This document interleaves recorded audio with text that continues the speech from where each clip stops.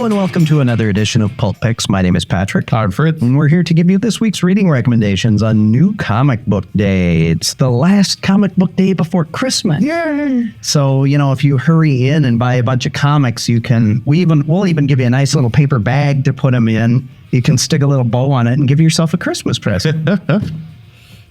So, we've got some Christmas-themed stuff that's coming out this week, including an ongoing title, The Time to Holiday Correctly, is getting to be kind of a thing, but this time it was Marvel, not DC. They got it right.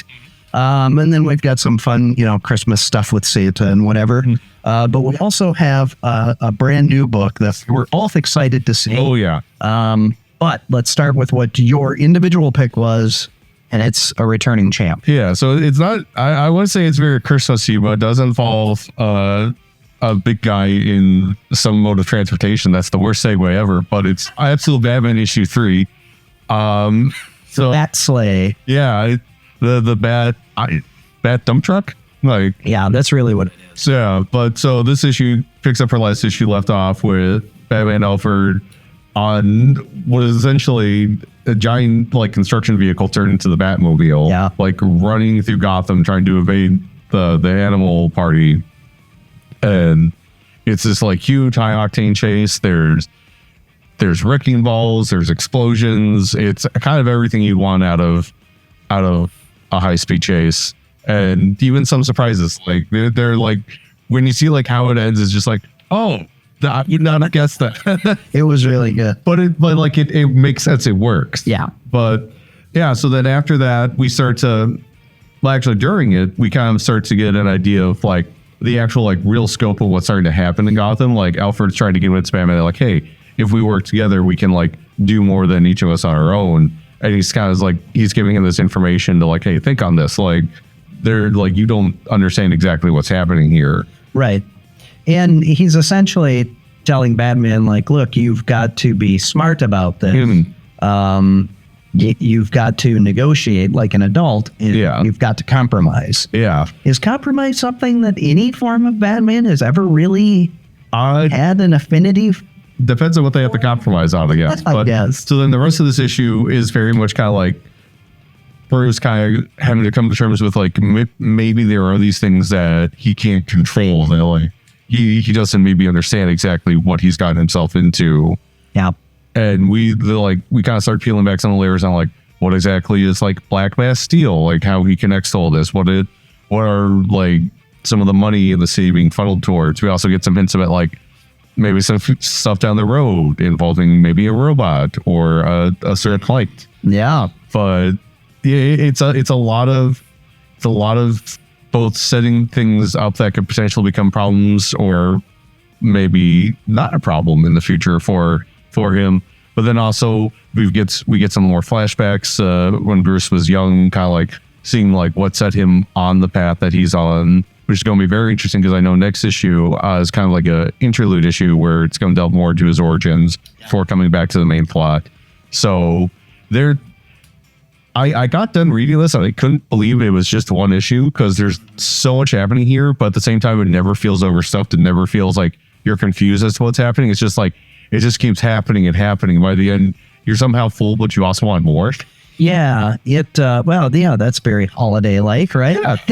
That's it was a 4-course meal for sure. Yes. It's,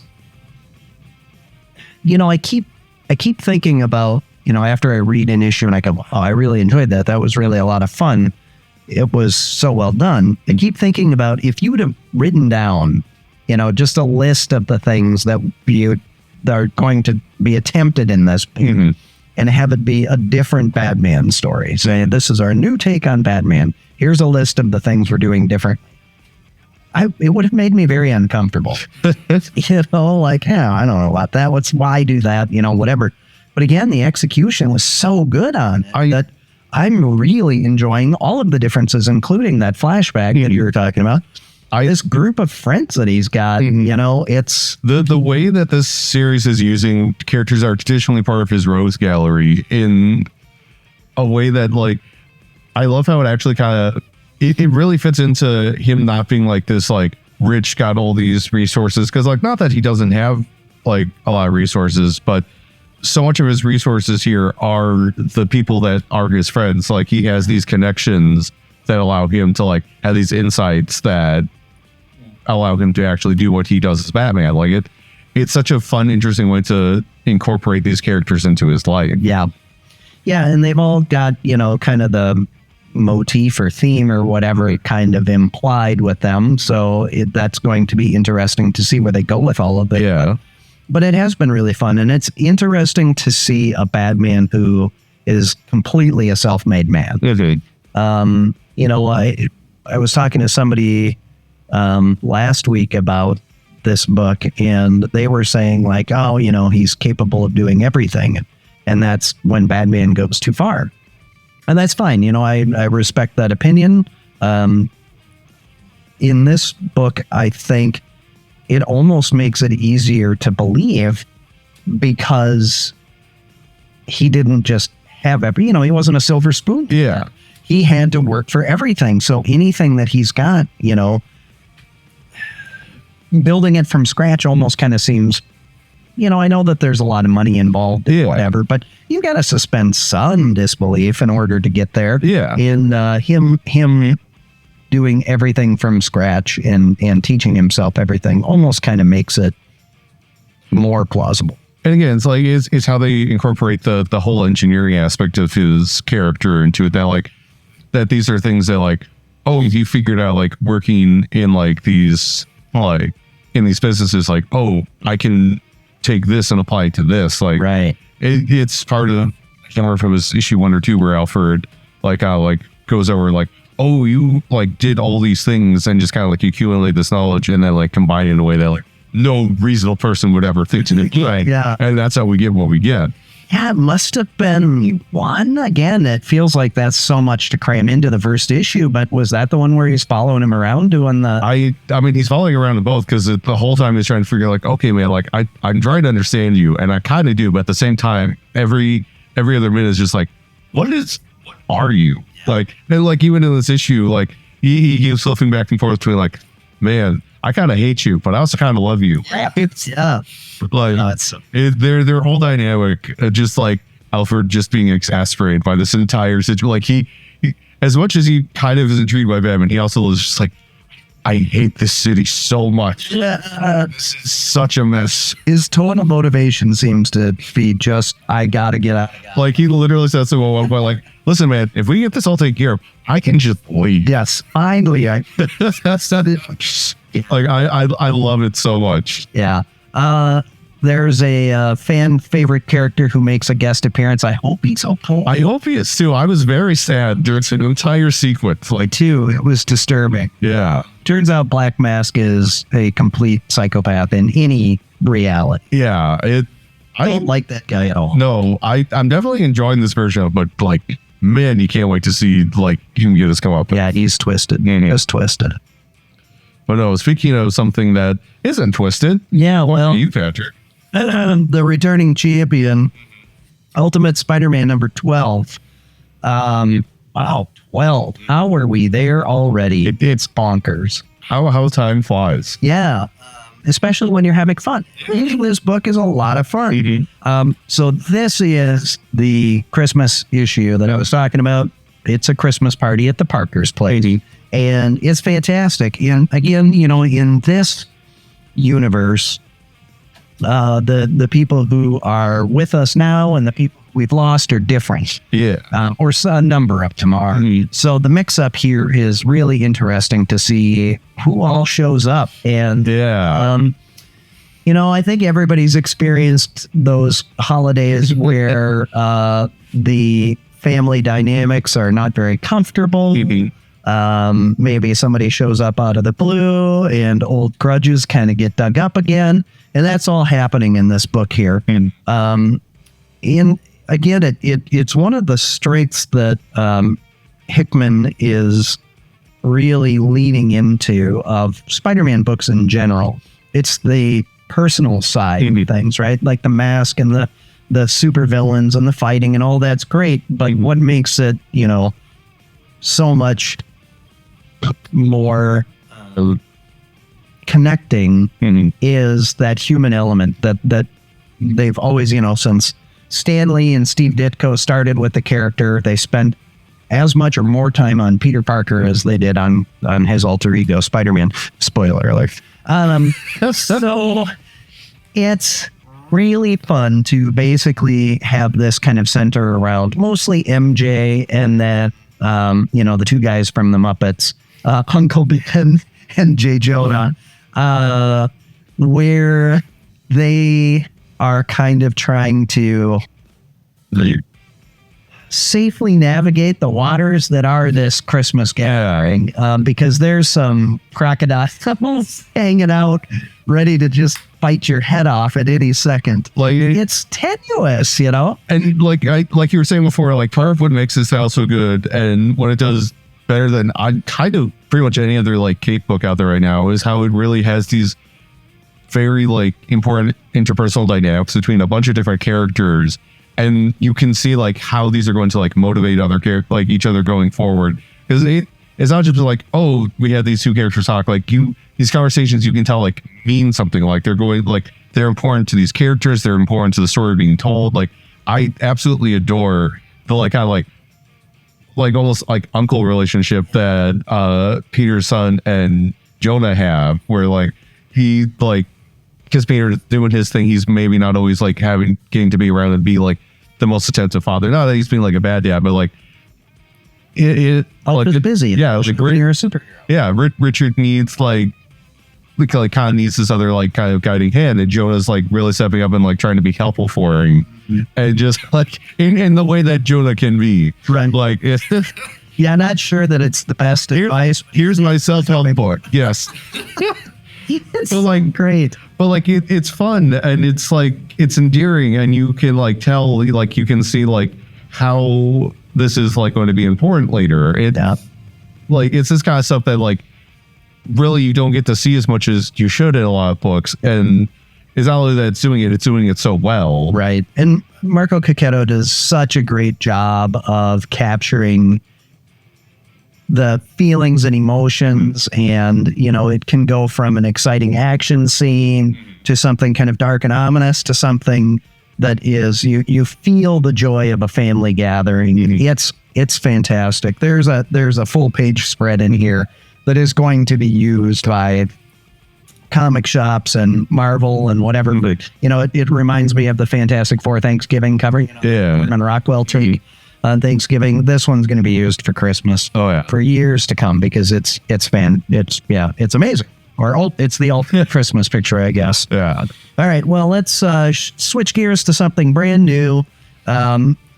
Regulars of our videos are going to get why we both of us like this book pretty much right away, I think. So joint pick. Yeah, I would say this entire week is a joint pick, because we all just enjoyed these three books. Like any one of these three probably could have been the main one, but it is The New Gods, issue 1, the newest in the all-in series of books that DC is doing right now.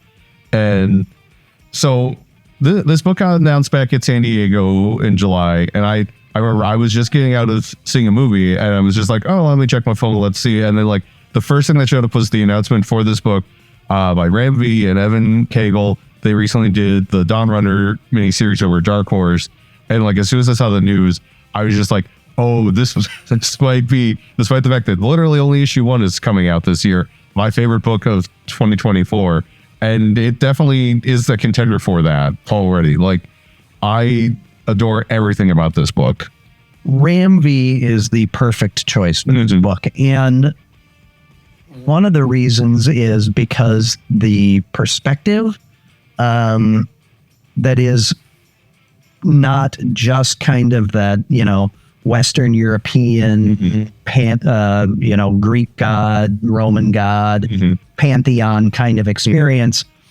Ram V did, what was the demon eating stuff? Oh, Rare Flavor. Rare Flavors. Which we have in graphic. Yes. So Rare Flavors. Go buy that. Was so good. And it was so cool to see, this much more traveled worldly kind of perspective on the story and to have it set somewhere else. And it was so refreshing. And when you're talking about space gods that are supposed to be, different from, what we know, but a spin-off of them, Ram V just brought such a cool tone to this book. I was super excited about it. And like part of it is like actually in a similar vein to with Ultimate Spider-Man is, so on the one hand, you can have these scenes where it's like, it's these gods talking and you feel like the weight and like the dread of what happens when gods aren't sure what's going on. Like, yeah. But at the same time, then he can like pull back and have these like very like personal moments between these characters. Like there's, if you're online, you've probably seen like some of the preview art they put out is like Mr. Miracle and Orion just like sitting on a bench having a conversation, and just like everything there is so good. Like they're trying to work out like there's so much going on at one time because there's their interpersonal relationship because they've got the whole thing of like kind of brothers, but like in that sense, like each of us had like very different lives. The opposite lives. Yeah. But there's also like our roles as gods, as like, but they're also kind of like, they got this like weird friend coworker thing going. Like there's so many things going on just in that one moment where one of them is asking of the other this almost impossible task, but at the same time, like, that they like something has to be done. Right. Well, yeah, and we as the reader have a better understanding of what exactly is being asked. And so it's easy for us to kind of be yelling at the characters like, oh, gosh, but it's something. But at the same time, you understand like, oh, yeah, like why they would be hesitant to like want to take this on, because it's a lot to ask of someone. Yeah. But these are also characters where like that's part and parcel to what you are. Like you're a god, you carry the weight of the world on your shoulders every day. Yeah. And to kind of get into the plot just a little bit, so like if you've been reading some of the recent DC stuff, you'll see it if you check out Challengers of the Unknown this week, which also almost made it up here. Well, even Absolute Batman is tied in. Yeah. But like a big thing is like Darkseid died. No one's really sure like how, like what exactly the repercussions of that are. And that's like a big thing here is like the forces of Apocalypse are kind of in disarray. There's these elements that have been kind of just hiding on the fringes of the universe that didn't want to do anything. Because like, man, Darkseid's out there. We don't want to deal with him. But like he's gone now. So it's just like, well, maybe we can like make our move. Yeah, here comes the power plan. Yeah. And then there's also like, you got this with like Highfather, like we had this whole balance thing going. The balance is gone. Like, what do I do now? Metron's being like, hey, I've got this whole prophecy here. Have fun with that. Really? Like, like there's so much being thrown at these characters, and they're kind of struggling to keep their heads above water at this point, it feels like. Yeah, and it's again, like you said, that interplay between the really big moments and the really personal moments, very, very similar to Ultimate Spider-Man and Absolute Batman. We're getting both here, and they're balanced so well. I mean, there's a particular like page where like Light Ray shows up, and it's just like, Highfather, what do you want me to do? And Highfather's just looking, I'm just like, no, I can't, it can't be you. Like the thing that I have to ask of someone, it can't be you. Ryan, on the other hand. Yeah. But no, we've been talking a lot about the writing, but God, Evan Cagle's art, and we should point out that the first couple of pages are actually by Jorge Fornes. The most recent thing they did was what was that thing that Tim? I'm blanking on the title of it. Tom King did like recently, where it was a bunch of like those like real like D-list characters like Atlas and like Warlord. What was it called? I'm blanking on it now. It was really good, and I feel bad for forgetting it. But he does the first couple pages, and V has actually said that like for several issues they're going to have like a little fill-in arts doing like specific sections, kind of like that's why that like first little bit is kind of like doing its own little thing. Yeah. But Evan Cagle on the art is so good, like just really able to, again, the same way that Brown writes, he can convey this like otherworldly sense of grandeur, like when you first see Supertown, like just like sitting up in the sky, like it looks magnificent, but then also just Scott having to like try and like figure out how to be a dad, like the entire sequence, like I don't know, you're a dad, I feel like been there. Yeah. Yeah. And that pure level parental exhaustion is conveyed so well. And yeah, it's her gunpowder. That was not it. But then also this. So we were talking about, or we talk a lot about issue number 1, and whether or not we're going to pick an issue number 1. And a number of times we'll kind of say like, well, this was kind of a meat and potatoes kind of, we're just kind of setting the table, introducing the readers to the characters or whatever. Nothing really gets jumped off on this book too much. This certainly does that. It introduces you to the main players, or at least the opening cast. Like, it definitely lets you know what you need to know without you needing to be like steeped in like the fan's world. You don't need to have read a bunch of the Kirby stuff or the Morrison stuff or anything like that. But it's also like, again, if you have, there's stuff here for you.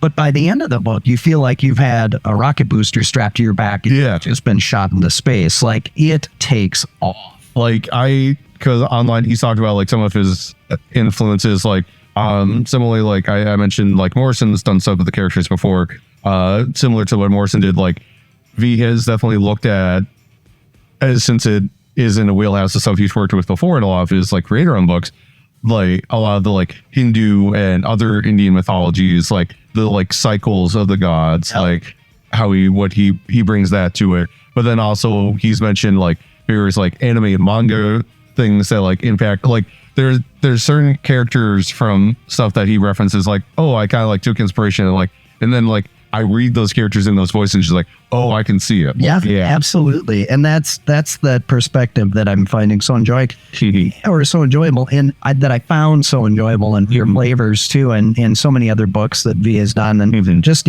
we rave about a lot of the titles that he's worked on, and such a great creator list. We're really fortunate to live in a time where we've got so many just powerful writers and artists that are telling great stories. So, all right, well, what came close to making it up here?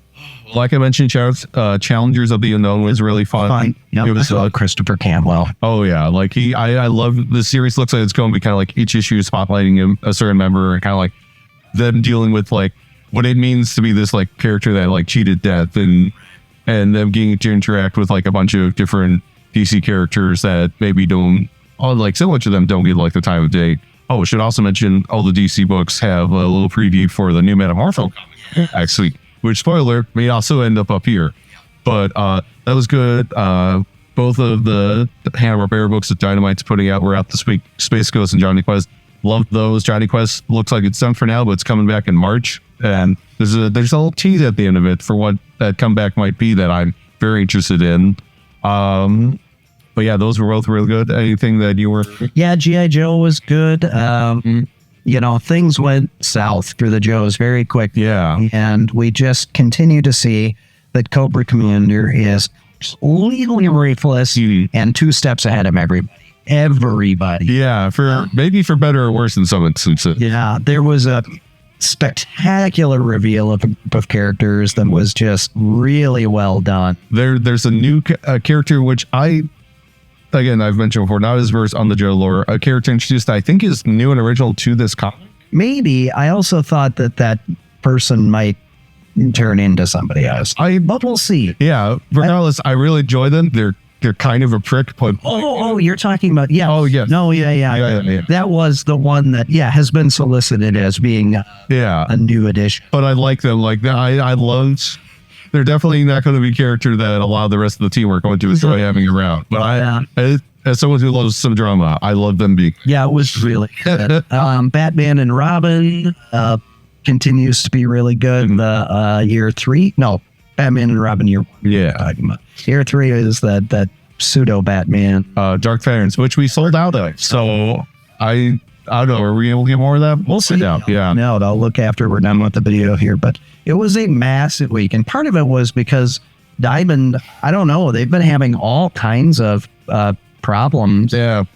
We've been getting emails apologizing and comic shops around the country. So it's not our fault. Well, we do what we can. Yeah. But so it's 2 weeks worth of Diamond stuff. It's last week's and this week's.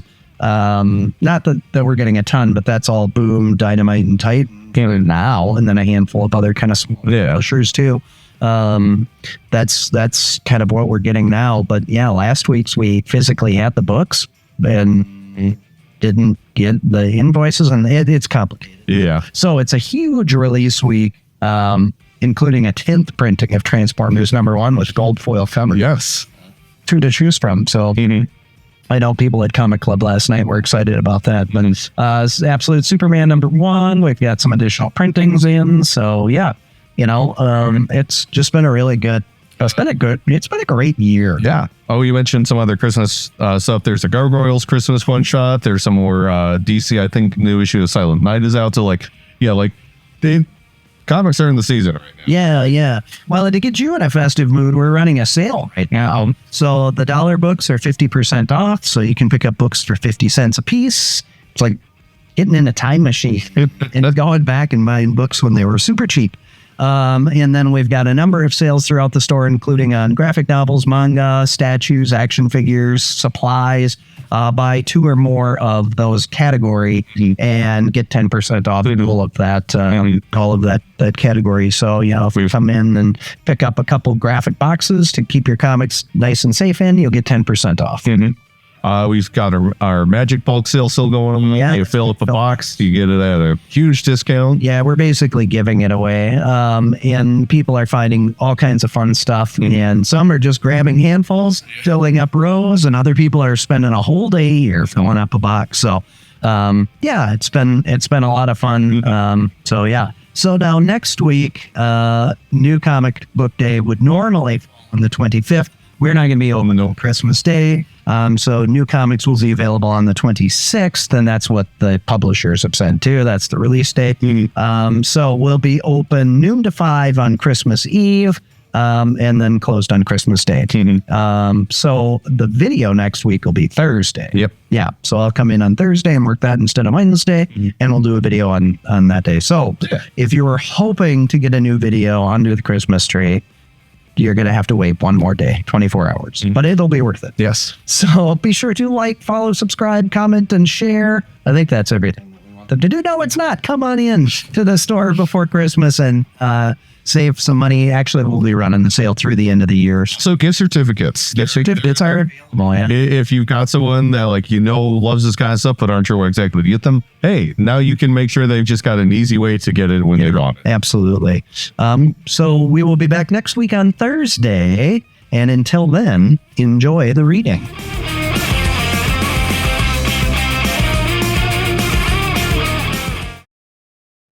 Oh, another one I should have mentioned was Fantastic Four. Did you read this? I haven't made it to it yet. There's a great bit in there, because the whole issue is about Ben and Alicia's daughter Nikki dealing with shifter stuff, and at one point she's pretending to be Johnny, and she's doing the whole thing, and this guy that they're talking to at the end is just I don't know him well enough to know if that's weird or not. Yeah, It's such a it's so good.